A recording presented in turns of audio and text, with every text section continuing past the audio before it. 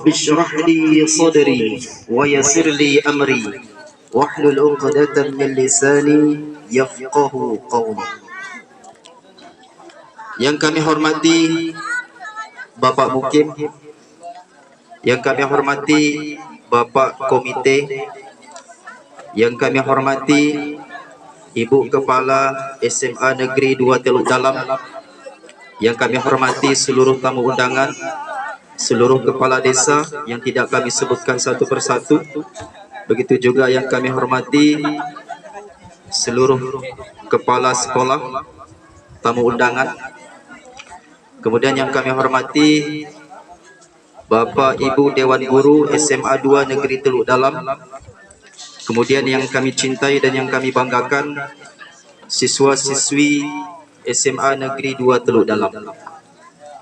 Bapak Ibu yang dirahmati oleh Allah dan adik-adik kami yang kami cintai karena Allah, mungkin waktu kita tinggal setengah jam lagi atau 30 menit, karena setelah itu mungkin masih ada acara kita. Bapak Ibu yang dirahmati oleh Allah dan adik-adik kami yang kami cintai karena Allah, alhamdulillah, segala puji bagi Allah, yang dimana Dia Allah yang telah memberikan nikmat yang sangat besar kepada kita. Dialah Allah yang telah memberikan anugerah yang sangat besar kepada kita. Dan Dialah Allah yang telah memberikan rahmat yang sangat besar kepada kita. Kemudian Bapak Ibu dan adik-adik kami, menjadi pertanyaan kepada kita, apa sebenarnya nikmat yang paling besar yang Allah berikan kepada kita? Apa? Nikmat hidup, nikmat iman. Akan tetapi ulama kita katakan nikmat yang terbesar bukanlah nikmat iman, bukanlah nikmat sehat. Namun ulama kita katakan nikmat karunia rahmat yang terbesar adalah yang mulia baginda Rasulullah sallallahu alaihi wasallam. Kenapa kau bisa Nabi Muhammad adalah nikmat yang terbesar, rahmat yang terbesar? Dikarenakan berkat Nabi Muhammad kita bisa kenal iman. Berkat Nabi Muhammad kita bisa kenal Islam. Dan berkat Nabi Muhammad kita bisa kenal syariat. Makanya nikmat karunia rahmat yang terbesar adalah yang mulia baginda Nabi besar Muhammad sallallahu alaihi wasallam. Bahkan di dalam Al-Quran sudah jelas, wa ma arsalnaka illa rahmatan lil alamin, dan tidaklah kami mengutus kamu wahai Muhammad melainkan menjadi rahmat bagi semesta alam. Bapak Ibu yang dirahmati oleh Allah dan adik-adik kami yang kami cintai karena Allah. Jadi kalau kita berbicara tentang peringatan Maulid Nabi, peringatan kelahiran Nabi Muhammad, sejarah singkatnya, dulu ketika Nabi Muhammad dalam kandungan, ibunya yang mengandung yang bernama Siti Aminah tidak dalam keadaan susah, tidak dalam keadaan sulit. Biasanya kalau ibu-ibu lagi hamil, biasanya susah duduk, susah berdiri, susah berjalan, terasa berat. Akan tetapi beda dengan Nabi Muhammad. Nabi Muhammad ketika dalam kandungan, ibunya tidak dalam keadaan sulit, ibunya tidak dalam keadaan susah. Begitu juga ketika Nabi Muhammad dilahirkan, Nabi Muhammad sudah dalam keadaan dikhitan. Berbeda dengan kita, kalau kita lahir belum dalam keadaan khitan, tapi Nabi Muhammad telah dikhitan. Bahkan ulama kita katakan seluruh para nabi dan rasul ketika dilahirkan sudah dalam keadaan dikhitan. Begitu juga ketika Nabi Muhammad dilahirkan, Allah muliakan, Allah agungkan. Caranya bagaimana? Sebagaimana yang kita dengar tadi ada lantunan bahwa dulu ketika Nabi Muhammad dilahirkan tepat hari Senin tanggal 12 Rabiul Awal pada tahun gajah. Kenapa dinamakan tahun gajah? Karena pada saat itu tempat lahirnya Nabi Muhammad ada tentara bergajah hendak menghancurkan Ka'bah. Akan tetapi Allah Subhanahu wa taala mengutus burung ababil yang berasal dari neraka Sijil, yang dimana setiap burung ababil itu membawa 3 buah batu, 1 di mulutnya, 2 di kakinya. Maka ketika burung ababil tepat di atas tentara bergajah, maka mereka jatuhkan itu batu-batu yang kecil asalnya dari neraka. Ketika batu itu jatuh tepat di kepala tentara bergajah, sampai tembus ke kaki-kakinya, sampai tembus ke kaki-kakinya, sehingga Allah hancurkan tentara bergajah. Kenapa Allah hancurkan? Karena tepat pada tahun itu lahirnya Nabi Muhammad sallallahu alaihi wasallam. Padahal sebelum-sebelumnya bisa saja Allah hancurkan tentara bergajah, tapi dikarenakan lahirnya Nabi Muhammad, maka Allah muliakan. Begitu juga pada saat itu lahirnya Nabi Muhammad, api majusi yang tidak pernah padam sampai ribuan tahun.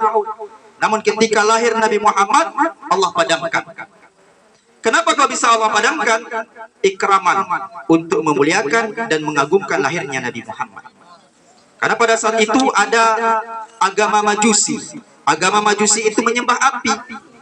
Api yang mereka sembah itu bertahun-tahun tidak bisa padam, tidak bisa mati, bahkan sampai ribuan tahun. Coba kita bayangkan, mungkin hari ini kalau kita buat api seperti itu tidak bisa. Ini sampai ribuan tahun tidak bisa mati, tidak bisa padam. Tapi ketika lahir Nabi Muhammad, tepat pada saat itu Allah padamkan api Majusi. Tujuannya untuk apa? Ikraman, untuk memuliakan lahirnya Nabi Muhammad. Makanya Bapak Ibu yang dirahmati oleh Allah, kalau kita lihat derajat Nabi Muhammad di sisi Allah Subhanahu wa taala, Nabi Muhammad itu adalah nabi yang paling mulia, nabi yang paling agung daripada nabi dan rasul yang lainnya. Bahkan suatu hari ketika Nabi Adam alaihissalam dikeluarkan dari surga karena ada satu kesalahan, maka selama 450 tahun Nabi Adam alaihissalam berdoa kepada Allah, memohon ampun kepada Allah, bertobat kepada Allah, namun tobat Nabi Adam tidak diterima oleh Allah. Akan tetapi ketika Nabi Allah Adam alaihissalam berada di kota Mekah, barulah Allah terima tobatnya. Bahkan kenapa Allah terima tobat Nabi Adam? Dikarenakan di dalam doa Nabi Adam, ia membawa nama Nabi Muhammad sallallahu alaihi wasallam. Biasanya kalau kita berdoa kan kita harus memuji Allah, berselawat kepada Nabi. Kalau sempat kita berdoa kita tidak memuji Allah, kita tidak berselawat kepada Nabi, doa kita tertolak Bapak Ibu. Doa kita tertolak adik-adik kami. Makanya setiap kita berdoa, baik di awal maupun di akhir, kita memuji Allah dan berselawat kepada Nabi. Maka pada saat itu dijelaskan dalam satu riwayat, Nabiullah Adam alaihissalam meminta kepada Allah, "Ya Rabb, as'aluka bihaqqi Muhammad." Aku memohon kepadamu ya Allah, bihaqqi Muhammad, dengan hak Muhammad, dengan kebenaran Muhammad, dengan keberkahan Muhammad. Ampuni aku ya Allah, terima taubatku ya Allah. Ya Adam, kata Allah, wahai Adam, kaifa aradta Muhammadan wa lam akhluqhu? Bagaimana engkau tahu Muhammad sedangkan aku belum ciptakan Muhammad, sedangkan aku belum ciptakan wujudnya Muhammad? Maka Nabiullah Adam alaihissalam pun berkata, ya Allah, ketika engkau menciptakan aku, kemudian engkau tiupkan ruh, aku angkat kepalaku. Ketika aku angkat kepalaku, aku melihat di tiang-tiang arsy, di tiang-tiang surga termaktub tulisan La ilaha illallah Muhammadur Rasulullah. Semenjak itu aku tahu ya Allah, tidak mungkin ada nama makhluk yang bersandingan dengan namamu, kalau bukan makhluk itu adalah makhluk yang paling engkau cintai. Maka Allah Subhanahu wa taala pun berkata, sadaqta ya Adam, benar engkau wahai Adam, bahwa Muhammad itu adalah makhluk yang paling aku cintai. Maka berdoalah engkau wahai Adam bihaqqihi, dengan keberkahan Muhammad, dengan hak Muhammad, niscaya aku ampuni engkau Adam, aku terima taubatmu wahai Adam. Walaula Muhammadan ma khalaqtuka, wahai Adam, kalau bukan karena Muhammad, tidak akan aku ciptakan engkau wahai Adam. Coba kita bayangkan hadirin yang dimuliakan oleh Allah, begitu mulianya Nabi Muhammad di sisi Allah Subhanahu wa taala. Bahkan kalau bukan karena Nabi Muhammad, Allah tidak ciptakan Nabiullah Adam. Bahkan kalau bukan karena Muhammad, Allah tidak akan ciptakan seluruh alam semesta. Karena Nabi Muhammad adalah makhluk yang paling dicintai oleh Allah. Juga Nabi Muhammad ini adalah Nabi yang paling mulia, Nabi yang paling agung. Maka umatnya adalah umat yang paling mulia, umat yang paling agung, umat yang terbaik. Walaupun umat Nabi Muhammad itu adalah umat yang terakhir, akan tetapi umat Nabi Muhammad adalah pemimpin dari segala umat, mulai dari Nabi Adam hingga umat akhir zaman. Bahkan walaupun kita ini adalah umat yang terakhir, akan tetapi kita ini adalah umat yang terbaik. Kenapa kita bisa dinamakan umat yang terbaik? Dikarenakan kita ini adalah umatnya Nabi Muhammad sallallahu alaihi wasallam. Bahkan jangankan kita adik-adik, jangankan kita, karena Allah muliakan kita ini adalah umat yang terbaik, karena kita adalah umat Nabi Muhammad.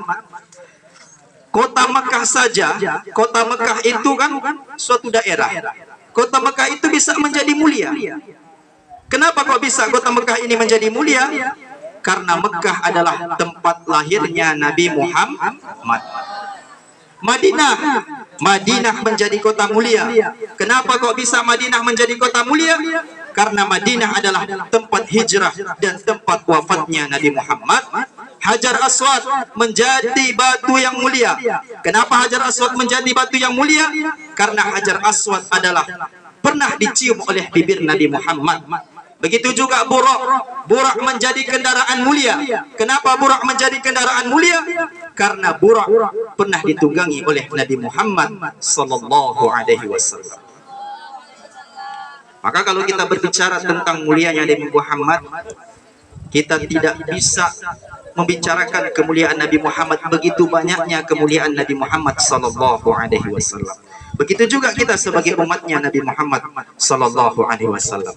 Akan tetapi adik-adik kami, kita jangan hanya melihat bagaimana kemuliaan Nabi Muhammad, keagungan Nabi Muhammad, bagaimana keutamaan kita sebagai umat Nabi Muhammad, tapi kita harus lihat bagaimana dulu perjuangan Nabi Muhammad sallallahu alaihi wasallam. Bagaimana dulu perjuangan Nabi Muhammad, bagaimana agama ini bisa sampai kepada kita, iman bisa sampai kepada kita, Islam bisa sampai kepada kita. Luar biasa perjuangan Nabi Muhammad. Ia korbankan hartanya, jiwanya. Bahkan dulu kalau kita lihat bagaimana dulu ketika Rasulullah sebelum dilantik menjadi Rasul, bagaimana keadaan kehidupan orang-orang Arab pada saat itu. Mereka sangat jahiliyah, bodoh dalam perilaku dan peradaban. Saking jahiliyahnya, wanita-wanita tidak dihargai. Ketika ada bayi jenis kelamin wanita, perempuan langsung dibunuh, langsung dikubur hidup-hidup. Bahkan ketika wanita lagi hamil, mereka buat jadi bahan perjudian. Mereka akan taruhan apakah di dalam perut perempuan itu laki-laki atau perempuan, kemudian mereka belah. Begitu luar biasanya, wanita tidak dihargai. Bahkan pernah saya dengar ada penyampaian bahwa dulu pada masa jahiliyah, rumah-rumah orang-orang yang ada di Arab dulu, rumah mereka itu ada bendera. Di depan rumah mereka itu ada bendera. Kenapa ada bendera? Itu tandanya di dalam rumah ada wanita. Ini artinya siapa saja laki-laki boleh masuk ke dalam rumah tersebut. Coba kita bayangkan, begitu hinanya wanita pada saat itu. Maka Rasulullah pun memikirkan bagaimana umat ini bisa menjadi baik. Maka Rasulullah mengasingkan diri ke Gua Hira. Maka setelah mengasingkan, kalau tidak salah sampai 3 tahun Rasulullah di Gua Hira, kemudian turunlah wahyu. Maka dilantiklah Rasulullah sallallahu alaihi wasallam. Ketika Rasulullah dilantik menjadi rasul, terutama dakwah Rasulullah pada saat itu adalah 3 tahun secara sembunyi-sembunyi. Berdakwah secara sembunyi-sembunyi selama 3 tahun. Orang-orang terdekat dulu didakwahi oleh Rasulullah, istrinya, sahabat-sahabatnya. Setelah 3 tahun, barulah ada perintah dakwah secara terang-terangan. Ketika Rasulullah berdakwah secara terang-terangan, Maka pada saat itu Rasulullah naik ke Bukit Safa. Ketika sudah naik di Bukit Safa, kemudian Rasulullah menyeru para penduduk kota Mekah, "Wahai para penduduk Mekah, coba kemari, ada yang ingin aku sampaikan," kata Rasulullah. Maka ketika seluruh penduduk kota Mekah ini kumpul, kemudian Rasulullah menyampaikan kepada mereka bahwa aku telah dilantik menjadi Rasul, aku diutus oleh Allah, dan aku menyeru kepada kalian untuk beriman kepada Allah. Maka apa yang terjadi? Ketika Rasulullah berdakwah secara terang-terangan, maka Abu Lahab, tahu Abu Lahab itu siapa? Siapa itu Abu Lahab? Pamannya Nabi. Walaupun pamannya Nabi, akan tetapi Abu Lahab itu memusuhi Nabi. Maka ketika Nabi Muhammad mengajak mereka beriman kepada Allah, "Tabban laka ya Muhammad," kata Abu Lahab, "celaka engkau wahai Muhammad. Apa karena hanya ini engkau mengumpulkan kami?" Maka mulai pada saat itu, disitulah Rasulullah langsung dihina, dicela. Akan tetapi ketika Abu Lahab mencela Nabi Muhammad, turunlah ayat, "Tabbat yada Abi Lahab wa tab." Celakalah kedua tangan Abu Lahab, kata Allah. Ulama kita katakan maksud daripada kedua tangan itu adalah kekuasaan. Karena kedua tangan itu identik dengan kekuasaan. Contohnya seperti PJ Bupati, ya kan? Dibilangnya lah sama kita, "Semulu ini dalam genggamanku." Maksudnya apa? Semulu ini dalam kekuasaanku.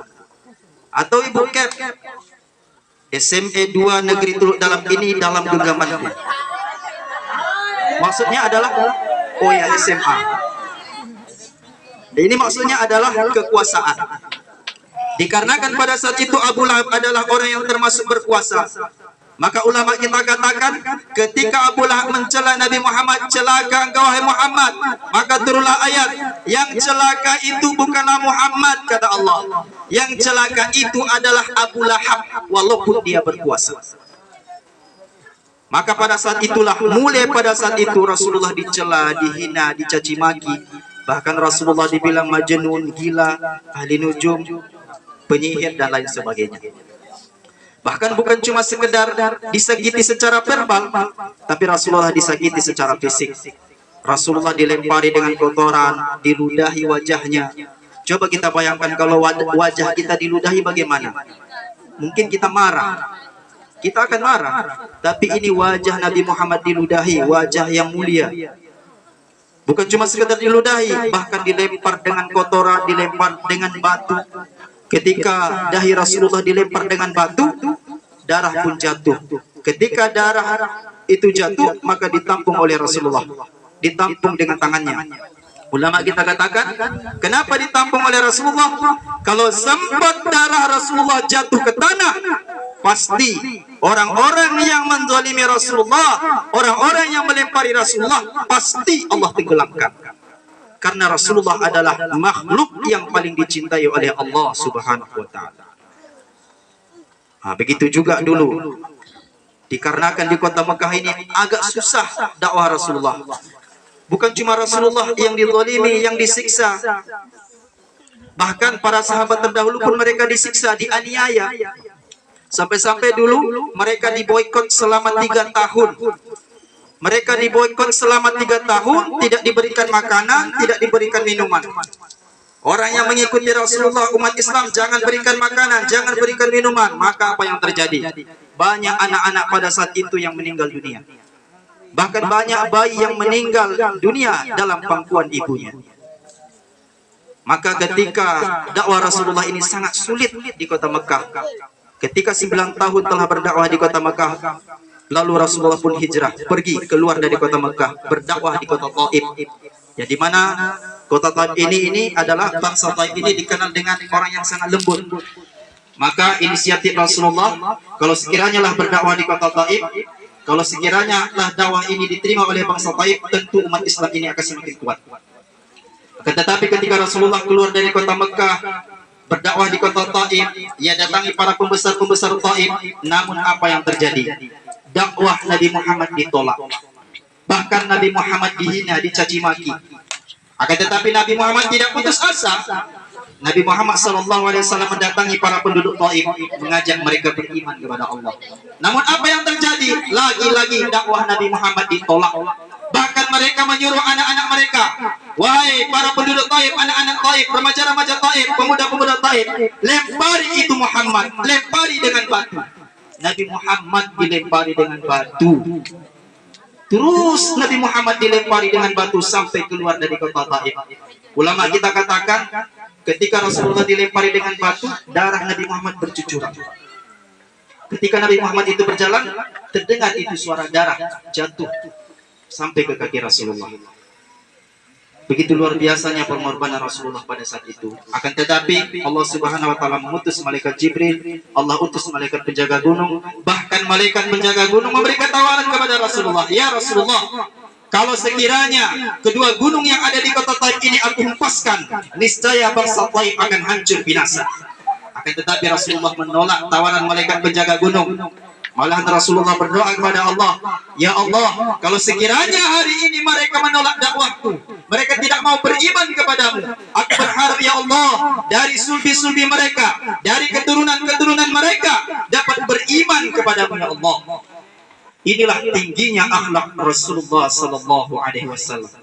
Ketika disakiti, tidak pernah balas dendam kepada orang yang menyakitinya.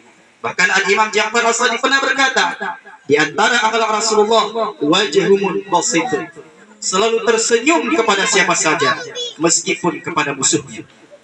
Yang kedua, Rasul itu lisanun afifun, selalu berkata santun meskipun kepada lawannya. Yang ketiga, Rasul itu qalbun rahimun, memiliki hati penyayang meskipun kepada orang yang menyakitinya. Dan yang keempat, Rasul itu yadun muqtiyatun, tangannya suka memberi meskipun kepada orang yang menzaliminya. Maka oleh sebab itu, inilah perjuangan Rasulullah Sallallahu Alaihi Wasallam. Bahkan adik-adik kami, kalau kita lihat dulu, yang banyak mendukung dakwah Rasulullah, yang banyak mensupport dakwah Rasulullah Sallallahu Alaihi Wasallam adalah dari kalangan anak-anak muda. Dari kalangan anak-anak muda. Bahkan ada salah seorang sahabat yang bernama Abdullah bin Mas'ud atau dikenal dengan Ibnu Mas'ud. Beliau rela dianiaya untuk menyampaikan Al-Quran. Yang dimana pada saat itu Rasulullah sampaikan kepada para sahabat, siapa ingin menyampaikan ini Al-Quran kepada orang-orang Quraisy, maka semua sahabat pun ingin menyampaikan Al-Quran tersebut. Tapi mereka memikirkan, ini kalau sempat disampaikan bisa-bisa ini dihajar, dipukul, bahkan disiksa. Akan tetapi ada seorang anak muda yang bernama Ibnu Mas'ud, "Ya Rasulullah, aku yang menyampaikannya." Maka para sahabat yang lain pun heran, wah ini masih muda ini, bahaya ini. Dia bukan orang yang berpengaruh, bisa-bisa ia akan disakiti, ia akan disiksa. Maka apa yang terjadi? Ia tidak takut, ia tidak gentar. Maka ketika ia berada tepat di depan Ka'bah, kemudian ia sampaikan. Ia sampaikan tentang ayat-ayat Al-Quran. Kalau tidak salah pada saat itu surah Ar-Rahman ia sampaikan. Maka ketika orang-orang Quraisy melihat ia menyampaikan Al-Quran, maka mereka mengatakan, inilah yang disampaikan oleh Muhammad. Maka orang-orang Quraisy pun memukuli anak muda ini. Mereka pukuli, mereka siksa, mereka aniaya. Bahkan ia sampai-sampai babak belur. Cobalah kita bayangkan. Inilah dulu perjuangan Rasulullah dan para sahabat. Jadi mana pada saat itu banyak dari kalangan anak-anak muda. Maka oleh sebab itu, di sini ingin kami sampaikan, kita sebagai pemuda-pemudi Islam, anak-anak remaja harus tahu jati diri kita. Kita harus tahu adik-adik jati diri kita sebagai remaja Islam. Kita harus tahu jati diri kita sebagai pemuda-pemudi Islam, umat Nabi Muhammad. Jangan sampai kita tidak tahu jati diri kita sebagai umat Islam. Setidaknya ulama kita katakan, setidaknya kita sebagai remaja, sebagai pemuda ada 3 yang ada pada diri kita. Ada 3 yang ada pada diri kita. Yang pertama adalah akidah yang kuat. Apa itu? Apa yang pertama setidaknya ada pada diri kita sebagai remaja? Akidah yang kuat, iman yang kuat. Yang dimana dulu Rasulullah ketika berada di kota Makkah, yang pertama kali digembleng oleh Rasulullah SAW memperbaiki iman-iman para sahabat. Bagaimana mereka supaya tetap percaya kepada Allah, yakin kepada Allah. La ilaha illallah, kata Rasulullah. Ucapkanlah la ilaha illallah tuflihu, kalian akan berjaya. La ilaha illallah, tiada Tuhan yang patut disembah kecuali Allah. Tidak ada yang dapat memberikan manfaat dan mudarat kecuali Allah. Patung tidak bisa memberikan manfaat, patung tidak bisa memberikan mudarat. Yang dapat memberikan manfaat dan mudarat adalah Allah. Yang menciptakan kita ini adalah Allah. Yang memelihara kita ini adalah Allah. Satu detik saja kita terlepas dari pemeliharaan Allah, tentu kita binasa. Yang dapat memberikan rezeki hanyalah Allah Subhanahu wa taala. Maka ini harus kita sebagai remaja, sebagai pemuda, kita harus memiliki akidah yang kuat, iman yang kuat. Kemudian yang kedua adalah sebagai remaja kita harus memiliki ibadah yang benar. Betul atau tidak? Betul atau tidak? Apa yang kedua? Memiliki ibadah yang kuat. Jangan sampai kita mendengar, mungkin ada juga sering kita dengarkan, ngapain ibadah, tunggu sampai tua saja baru ibadah. Tunggu sampai tua baru ibadah. Ini pernyataan yang salah. Padahal Rasulullah SAW telah tegaskan, muru auladakum bis shalah, suruhlah anakmu mengerjakan salat ketika ia umur 7 tahun. Ini umurnya sudah sampai berapa ini? 17, 16 atau 15. Tapi Rasulullah ajarkan kepada kita, suruh anakmu ketika umur telah sampai 7 tahun, suruh ia melaksanakan sholat. Wadribuhum 'alaiha, dan pukullah mereka ketika umur 10 tahun tidak mau melaksanakan sholat. Nah, coba kita bayangkan kalau sudah lewat umur 10 tahun, kalau misalnya anak-anak tidak mau melaksanakan sholat, orang tuanya berhak untuk memukul anaknya. Nah, begitu juga guru. Bapak Ibu Dewan Guru ini pun berkewajiban untuk menyuruh anak-anak kita ini untuk senantiasa menjaga ibadah, menjaga sholat. Nah, maka jangan sampai kita sebagai anak muda tidak melaksanakan sholat. Ini artinya di dalam hadis ini, sebagian ulama kita katakan, dalam hadis tersebut Rasulullah menyuruh kita melaksanakan sholat anak kita ketika umur 7 tahun. Itu artinya kalau sudah disuruh melaksanakan sholat, berarti tata cara melaksanakan sholat itu sudah tahu. Umur 7 tahun itu berarti sudah tahu melaksanakan sholat. Sudah tahu bacaan sholat, sudah tahu bacaan Al-Quran, rukun dan sunnah-sunnahnya sholat. Tapi hari ini kita saksikan bagaimana. Masih banyak anak-anak kita, mungkin masih ketika umur 7 tahun, 8 tahun, masih banyak yang mungkin belum baca Al-Quran, belum bisa baca Al-Quran, belum bisa melaksanakan sholat. Bahkan yang paling ngerinya pernah saya dapatkan, ada anak SMA tidak bisa baca Al-Quran. Di sini ada nggak anak SMA tidak bisa baca Al-Quran? Mungkin nggak ada ya. Tapi ada SMA seberang sana, ada beberapa orang sudah SMA tidak bisa baca Al-Quran. Padahal kalau kita lihat dulu pada masa Rasulullah, pada masa para sahabat, mereka itu bukan cuma sekedar bisa membaca Al-Quran. Bahkan ketika umur 10 tahun sudah hafal Al-Quran. Umur 10 tahun sudah hafal Al-Quran. Sebagaimana Ibnu Abbas radhiyallahu anhu. 10 tahun bukan cuma sekedar hafal Al-Quran, tapi ia bisa memahami apa-apa yang ada di dalam Al-Quran. Bisa ia tafsirkan, bisa ia sampaikan. Nah, begitu juga bagaimana cucu-cucu Rasulullah, Hasan, Husain, umur 7 atau 8 tahun, mereka sudah bisa meriwayatkan hadis. Bahkan dulu anak-anak para sahabat masih muda, mereka sudah menjadi ahli ibadah. Masih muda mereka sudah menjadi ahli ibadah. Sebagaimana Abdullah bin Amr bin As, masih muda, setiap hari ia melaksanakan ibadah puasa. Malam hari ia melaksanakan qiyamul lail, dan setiap hari ia mengkhatamkan Al-Quran. Coba kita bayangkan, setiap hari mengkhatamkan Al-Quran 30 juz. Itulah anak-anak muda terdahulu. Bahkan ada yang 3 hari 30 juz, 1 bulan 30 juz. Tapi hari ini kita saksikan anak-anak kita, mungkin kita semua tahu bagaimana keadaan generasi-generasi kita. Jangankan menghafal Al-Quran, baca Al-Quran aja nggak bisa. Baca Al-Quran aja nggak bisa. Bagaimana kita bisa melaksanakan ibadah? Bagaimana kita bisa menyempurnakan ibadah? Bagaimana kita bisa ibadah yang dengan benar? Nah, ini menjadi kerisauan bagi kita semua. Maka adik-adik kami perlu diperhatikan. Jati dirimu sebagai umat Nabi Muhammad, engkau harus senantiasa menyempurnakan ibadah. Engkau harus senantiasa menjaga sholat, senantiasa baca Al-Quran.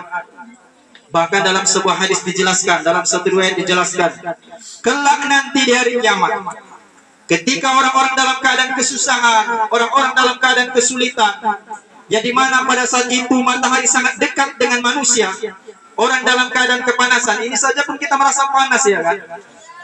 Ini saja pun kita merasa panas, apalagi nanti di padang mahsyar, matahari sangat dekat dengan manusia, bahkan cuma sampai sejengkal. Akan tetapi kata Rasulullah, ada 7 golongan, yang dimana 7 golongan ini mereka mendapatkan naungan, mereka mendapatkan perlindungan di bawah arasnya Allah Subhanahu wa Ta'ala. Salah satunya adalah syabun nasya'a fi ibadatillah, anak muda yang menghabiskan waktunya beribadah kepada Allah.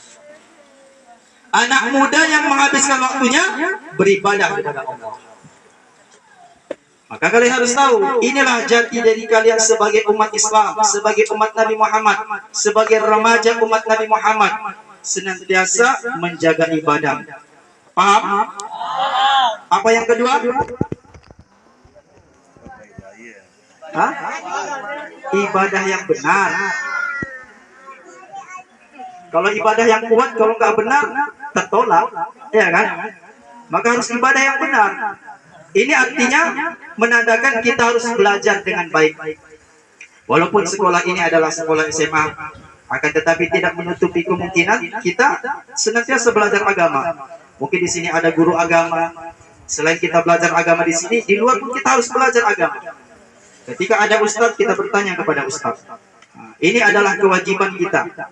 Bukan cuma sekedar anak-anak kita ini, kewajiban kita semua untuk senantiasa belajar agama. Begitu juga jati diri kita sebagai remaja, sebagai pemuda, kita harus memiliki akhlak yang baik, akhlakul karimah, akhlak yang mulia. Jangan sampai kita sebagai remaja tidak memiliki akhlak.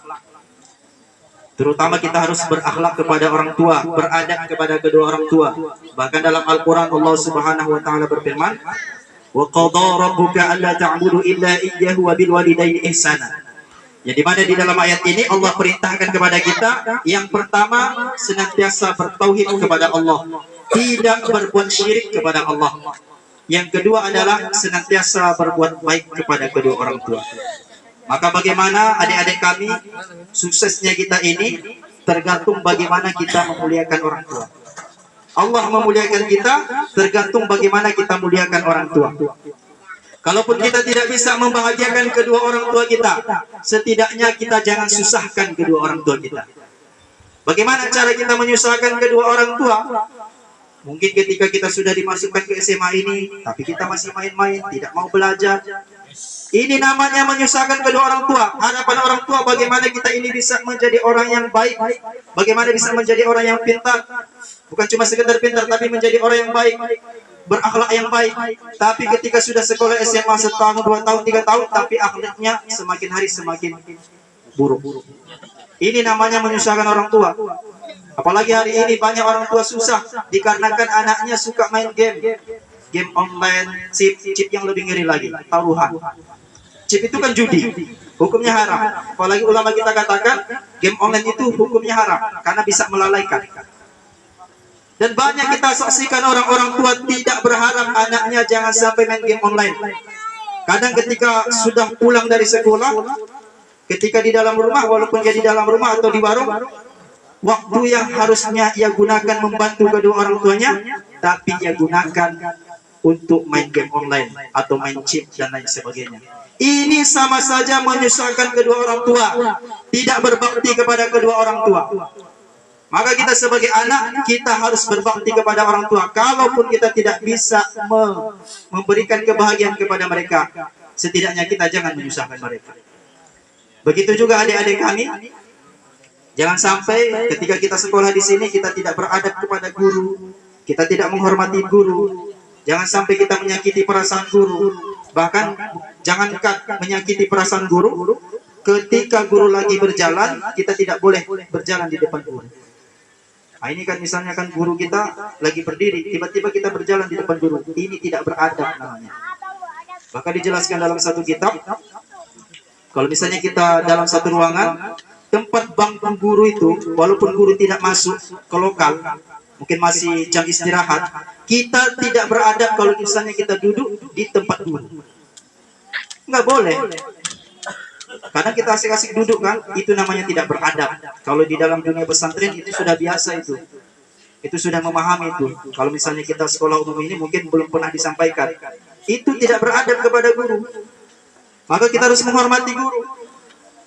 Kalau sempat kita tidak menghormati guru, kita tidak beradab kepada guru, tidak berakhlak kepada guru, sepintar apapun kita, ilmu kita tidak akan bermanfaat. Bahkan kelak nanti kita akan menjadi orang yang susah. Kehidupannya Allah berikan kesusahan karena tidak berbuat baik kepada guru ataupun tidak beradab kepada guru. Maka inilah pesan yang ingin kami sampaikan, terutama kepada adik-adik kami remaja. Bagaimana supaya kita ini sebagai umat Nabi Muhammad, kalau kita ingin menjadi umat yang mulia, kita ingin menjadi umat yang terbaik, setidaknya kita sebagai remaja memiliki 3. Yang pertama, akidah yang kuat atau akidah yang benar. Yang kedua, ibadah yang benar. Ibadah itu sudah mencakupi sholat, kemudian baca Al-Quran, terutama laki-laki harus menjaga sholat di dalam masjid. Nah, begitu juga yang ketiga apa? Berakhlak, berakhlak yang mulia, berakhlak kepada orang tua, berakhlak kepada guru, dan berakhlak kepada sesama. Paham? Sudah cukup. Ya kan? Sudah habis ya kan? Nah, kemudian satu lagi, terutama bagi anak-anak wanita, kalian ini adalah wanita yang paling mulia. Kita sebagai umat Nabi Muhammad, Allah Subhanahu wa taala mengutus Nabi Muhammad, tujuannya adalah memuliakan para wanita. Coba kita lihat saking mulianya wanita, di dalam Al-Qur'an ada surah An-Nisa. Enggak ada surah Ar-Rijal di situ. Enggak ada surah laki-laki, yang ada surah An-Nisa. Begitu juga seluruh para nabi dan rasul itu kan laki-laki. Seluruh para nabi dan rasul kan laki-laki. Akan tetapi perlu kita ketahui, yang melahirkan seluruh nabi dan rasul kecuali Nabi Adam adalah wanita. Betul atau tidak? Betul atau tidak? Begitu juga dulu perjuangan Rasulullah, yang paling banyak berkorban adalah wanita. Ia korbankan seluruh hartanya, jiwanya, bahkan sampai-sampai hartanya habis. Siapakah ia? Sayyidatuna Khadijah radhiyallahu anha. Itu adalah seorang wanita. Bahkan kelak nanti dari akhirat, yang pertama kali masuk ke dalam surga adalah wanita. Bahkan kalau misalnya kalian sudah menikah, kalian menjadi wanita yang soleha, istri yang soleha, mendapatkan suami yang soleh. Ketika nanti kalian sudah di hari akhirat, wanita lebih duluan masuk surga 500 tahun daripada laki-laki. Selama 500 tahun wanita ini menunggu suaminya. Bagaimana abangku ini, apakah bisa masuk surga atau tidak? Selama 500 tahun menunggu suaminya masuk ke dalam surga. Yang dimana selama 500 tahun ia diberikan perhiasan, kemegahan dan lain sebagainya. Makanya kalian sebagai wanita, jangan hinakan diri kalian sebagai wanita. Bagaimana supaya kalian ini sebagai wanita bisa mulia? Ikuti apa yang disampaikan oleh Nabi Muhammad SAW. Bahkan ketika Nabi Muhammad di akhir hayatnya, yang ia ucapkan adalah An-Nisa, An-Nisa, An-Nisa. Wanita, wanita, wanita. Akan tetapi hari ini, banyak daripada wanita-wanita kita ketika keluar dari rumah tidak pakai jilbab. Nah, ini harus hati-hati. Ini sama saja menghinakan wanita. Kalau bisa ketika keluar dari rumah, jaga pakaiannya, dijaga, jilbabnya dijaga. Jangan sampai keluar dari rumah tidak pakai jilbab, menampakkan aurat. Ini sama saja menghinakan wanita. Bahkan kalian kan masih ada orang tua, mungkin walaupun sudah tidak ada orang tuanya, jangan sampai gara-gara kita orang tua masuk ke dalam neraka. Karena kelak nanti di hari kiamat, ketika ada orang tua, ada istrinya atau anak perempuannya keluar dari rumah menampakkan aurat, dan ia tidak peduli kepada anak istrinya, anak perempuan maksudnya, maka kelak nanti di hari akhirat, orang tuanya akan ditanya dan orang tuanya akan dimasukkan ke dalam neraka. Harus hati-hati ya. Jadi inilah inti daripada maulid kita Nabi Muhammad sallallahu alaihi wasallam. Mungkin cukup sekedar inilah yang dapat kami sampaikan. Mudah-mudahan ada manfaatnya bagi kita semua, terutama bagi adik-adik kita, penerus agama, penerus umat Nabi Muhammad sallallahu alaihi wasallam. Kita doakan semoga adik-adik kita ini bisa menjadi pribadi muslim, mereka tahu jati diri mereka sebagai umat Nabi Muhammad sallallahu alaihi wasallam. Mohon maaf atas segala kekurangan. Hadanallahu wa iyyakum ajma'in. Akhirul kalam. Assalamualaikum warahmatullahi wabarakatuh.